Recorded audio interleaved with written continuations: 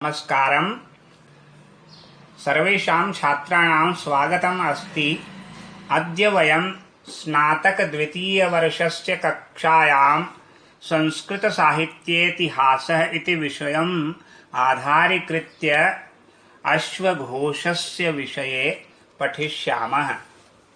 नमस्कार विद्यार्थियों, पिछले वीडियो में हमने जो कालिदास एवं उनके महाकाव्यों के विषय में पढ़ा, आज हम अश्वघोष जी के महाकाव्य के बारे में पढ़ेंगे। अश्वघोष के दो महाकाव्य हैं, पहला बुद्धचरित और दूसरा सौंदरनंद। इनका समय प्रथम शताब्दी ईस्वी है। ये कुषाण वंश के राजा कनिष्क के समकालिक थे। कुषाण वंश के राजा कनिष्क के समकालिक थे।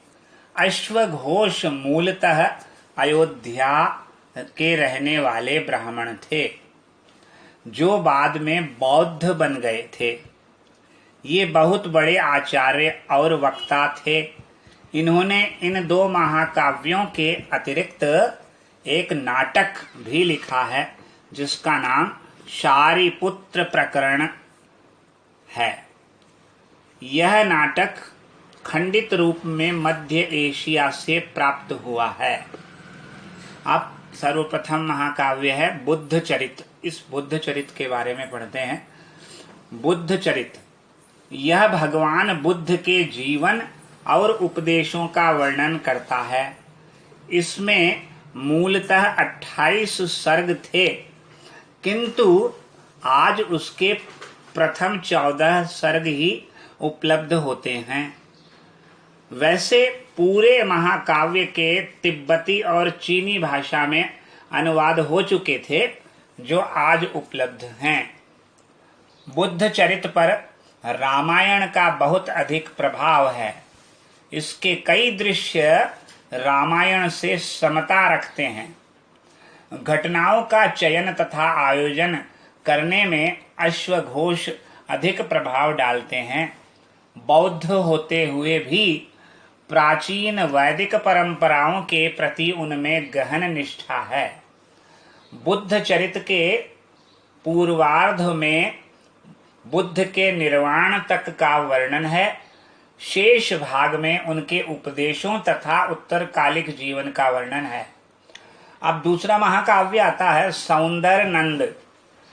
सौंदरनंद इनका दूसरा महाकाव्य है, जिसमें 18 सर्ग हैं। इसमें बुद्ध के सौतेले भाई नंद की धर्म दीक्षा का वर्णन है।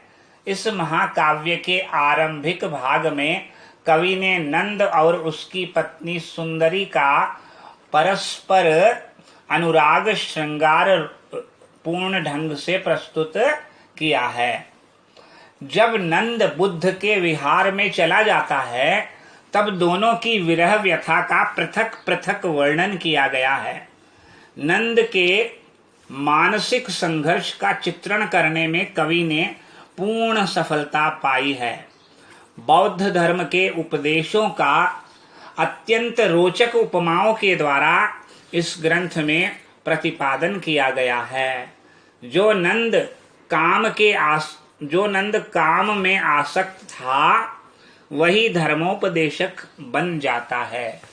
अंत में ये इसका बताया है कि नंद काम में आसक्त जो था, श्रृंगार अपनी पत्नी में जो अनुरक्त था, वही धर्मोपदेशक बन जाता है। अश्वघोष के दोनों महाकाव्य वैदर्भी रीति में लिखे गए हैं। उनमें अलंकारों का प्रयोग स्वाभाविक रूप से हुआ है।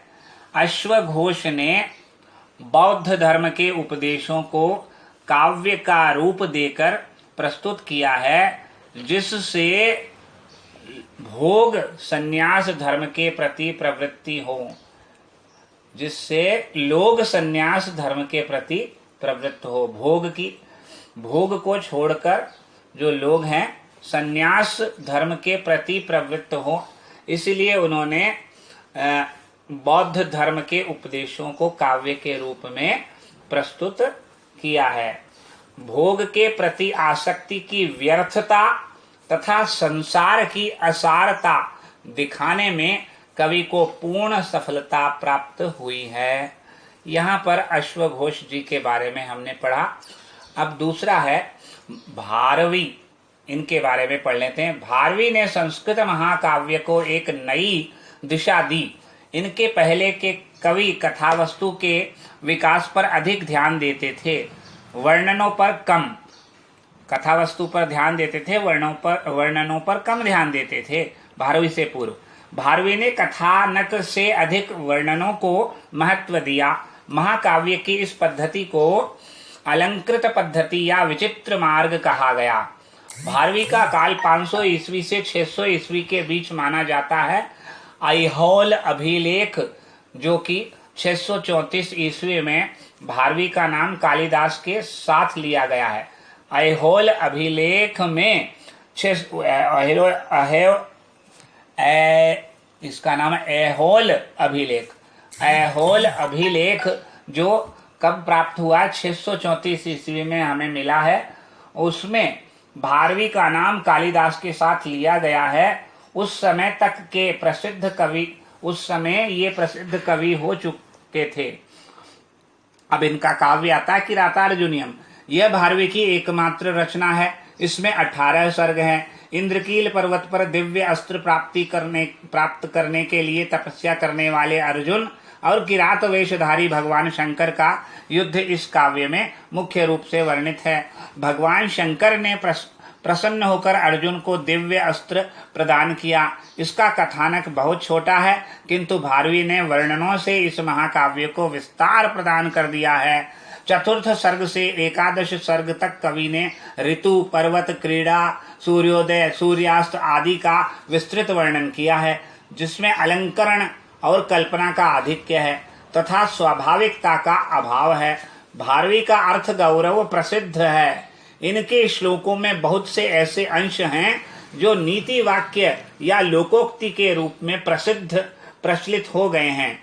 हितम मनोहारि च दुर्लभम वचः, पहली सूक्ति देखिए, हितम मनोहारि च दुर्लभम वचः। ऐसी बातें दुर्लभ होती हैं जो हितकर भी हों और सुंदर भी हों। दूसरा है सहसा विदधीत न क्रियाम, सहसा विदधीत न क्रियाम। इसका तात्पर्य कोई भी कार्य सहसा अर्थात अचानक नहीं करना चाहिए इत्यादि। भारवी ने चित्र काव्य का प्रयोग किया है। भारवी ने चित्र काव्य का भी सुंदर प्रयोग किया है। कहीं एक ही व्यंजन से बना श्लोक है तो कहीं 2 व्यंजनों से। इस रचना में भारवी ने पांडित्य का प्रदर्शन किया है। इसीलिए भारवी की कविता को नारियल के फल के समान कहा गया है, जो ऊपर से तो रूक्ष है किंतु भीतर से सरस है। यहाँ पर हमने पढ़ लिया है अश्वघोष जी और भारवी जी के विषय में। अगले वीडियो में हम महाकाव्य परंपरा में भट्टी काव्य के विषय में पढ़ेंगे। तब तक के लिए आज्ञा दीजिए। नमस्कार।